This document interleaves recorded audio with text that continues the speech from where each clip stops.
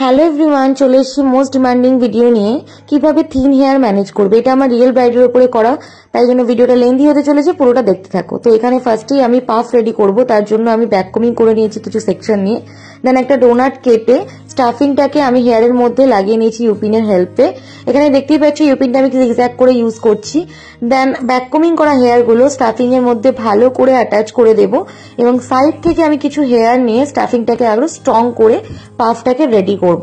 তো এখানে আমার পাফ রেডি। দেন আমি ফ্রন্ট ভেরিয়েশন করব। ফ্রন্ট ভেরিয়েশন করার সময় দেখলাম ফ্রন্টের হেয়ার আরো পাতলা, তো তখন আমি ফ্রন্টের কিছু সেকশন ব্যাক কমিং করে নিয়েছি সি থ্রু ভাবে।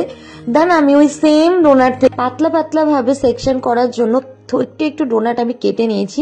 দেন আমি ফ্রন্টের দিকে অ্যাটাচ করব। ফ্রন্টে যখন আমি অ্যাটাচ করছিলাম বব পিনের হেল্পে, তোমরা দেখতেই পাবে যে ওর ফ্রন্টে একদমই হেয়ার নেই, একদমই ফাঁকা ওর ফ্রন্টটা, যেটা ওর মেন রিকোয়ারমেন্ট ছিল। এরকম ব্রাইড তোমরা পেতেই পারো যার হেয়ারে এরকম সমস্যা, তো কি করে ম্যানেজ করবে পুরোটা দেখতে থাকো।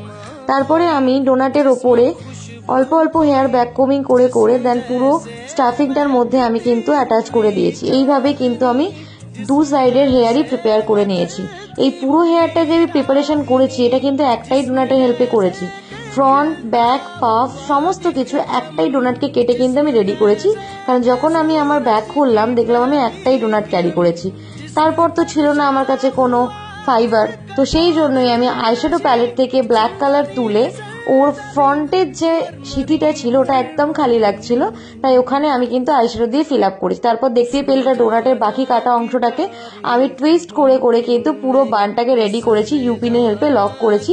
দেন এক্সট্রা হেয়ার যেগুলো সমস্ত বাইরে বেরিয়েছিল ওগুলোকে একটা কোকোনাটের হেল্পে আমি পুরো হেয়ারটাকে লক করে দিয়েছি।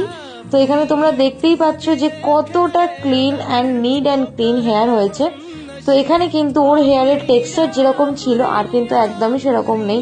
পুরো হেয়ারটা কিন্তু একটা ভলিউমাইজ হেয়ার বানে কনভার্ট হয়ে গেছে। এবারে আমি লাস্ট এখানে ওদের শীতে বাটি যেটা ছিল ওটাকে আমি পরিয়ে নেব। খুব সুন্দর ছিল পেছনের হেয়ারের ফ্লাওয়ারটা, ওটা আমি ওকে রেডি করতে বলেছিলাম। এই হলো আমার পুরো ডেকোরেশন। আজকের আমার ব্রাইডকে কেমন লাগছে জানিও, আর হেয়ারটা দেখে তোমাদের হেল্প হলো কিনা সেটাও কিন্তু জানিও। আরো এরকম ভিডিও পাওয়ার জন্য আমার পেজটাকে ফলো করে নাও। টাটা সবাইকে।